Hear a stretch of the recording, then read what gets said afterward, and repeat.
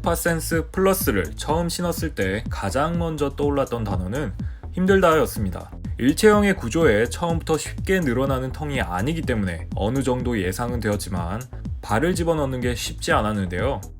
끈이 없는 축구화를 착용할 때마다 매번 느끼는 부분이지만 한 번씩 내가 왕발은 아닐까? 라는 좌절감을 맛보게 해줍니다. 요령이 생기고 축구화가 조금 유연해진 후에는 신발 주걱을 사용하지 않더라도 쉽게 착용할 수 있었습니다. 이번 코파센스 플러스의 어퍼는 지난 코파 19, 20과 마찬가지로 퓨전 스킨이 사용되었습니다. 가죽 어퍼답게 발 형태에 따라 부드럽게 휘어져 발을 덮고 있는 느낌을 받을 수 있었는데요. 특히나 발을 구부리고 움직였을 때 부드럽게 휘어집니다. 가죽 축구화의 그 부드럽게 감싸는 느낌을 좋아하는 분들이라면 확실히 긍정적으로 평가할 수 있겠네요. 코파센스 플러스는 가죽 아래로 내장재가 크게 부각되지 않았고 만져보면 얇은 어퍼를 느낄 수 있었습니다. 얇은 어퍼였지만 생각만큼 쾌적한 느낌을 받을 수 없었는데요. 아무래도 중족부 쪽으로 시작되는 압박감이 원인으로 보입니다. 착용했을 때 발등 뼈 쪽으로 강한 압박감이 느껴지는데요. 시간이 지나면 익숙해지지만 지그시 누르는 지속적인 압박감은 여전히 남아 있었습니다. 발볼 부분은 넓다고 생각 들지 않았습니다. 대신 체중이 가해졌을 때 자연스럽게 늘어나는 느낌이 있었는데요. 발이 좌우로 약간은 말려있는 느낌이라 개인에 따라서는 조금 답답하게 느낄 수도 있습니다.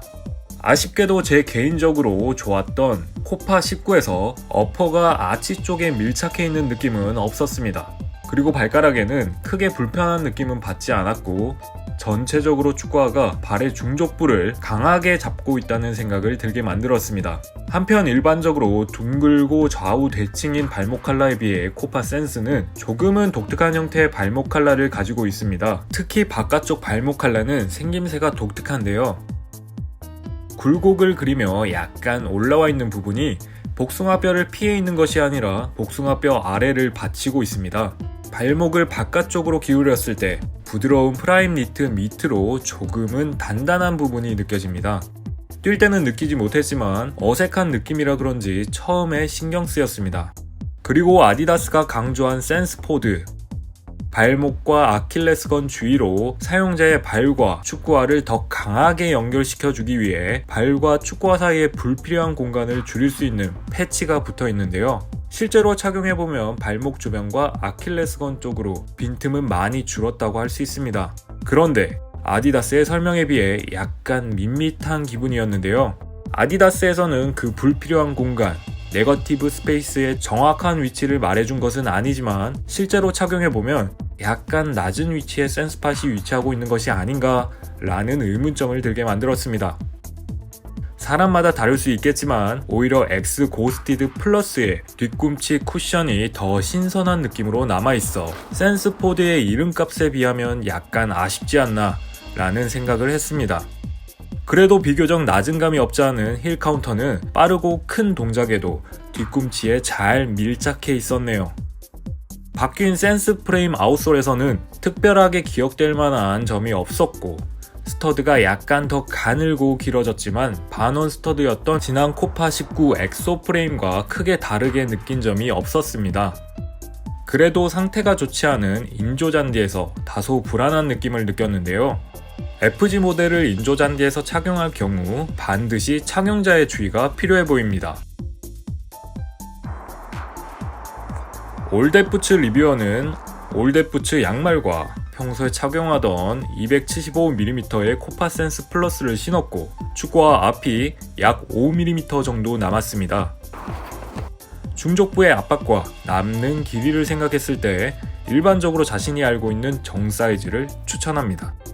리뷰의 발 실측 사이즈는 영상 마지막 부분에 나오니 참고하길 바랍니다.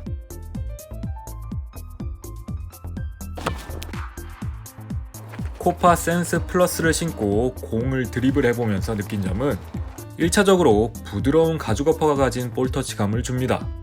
그리고 아디다스가 신경쓴 터치포드에 대해 이야기해볼까요? 우리는 처음 터치포드를 보았을 때 배치된 터치포드의 위치에 약간의 의문을 품었는데요. 인사이드 터치포드 쪽으로는 실제로 많은 터치가 이루어짐을 확인할 수 있었습니다. 대신 드리블할 때 많은 터치가 이루어졌고 패스가 오는 공을 받을 때에는 또 그 위치가 애매하다고 느껴졌습니다. 터치포드에 공이 닿을 때 푹신한 감을 그래도 느끼기 위해서는 우선 조금은 강한 공을 받아야 그나마 느낄 수 있다고 생각했는데요. 받는 동작보다 오히려 드리블하면서 끌거나 미는 동작에 더 많은 관여가 이루어졌고 살포시 이루어지는 터치에는 크게 푹신하다는 느낌을 받을 수 없었네요. 터치포드가 없는 토박스 부분과 거의 차이가 없었습니다. 한편 아웃사이드 터치포드 쪽으로는 패스를 받거나 드리블할 때에도 거의 터치가 이루어지지 않았습니다. 그리고 이 모든 이야기에 앞서 잊지 말아야 할 사실은 개인에 따라 볼 컨트롤하는 방식과 습관은 다를 수 있다는 점 꼭 염두에 둘 필요가 있겠네요.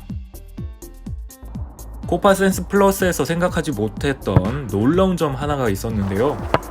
코파 19, 20대와는 달리 어퍼 내장재가 눈으로 크게 부각되지 않았지만 발등으로 강하게 찼을 때 발끝에서 충분히 푹신푹신한 느낌이 있었다는 점이었네요. 그리고 마지막으로 두 개의 소프트 스터드에 대한 궁금증을 해결하기 위해 여러 시도를 해보았습니다.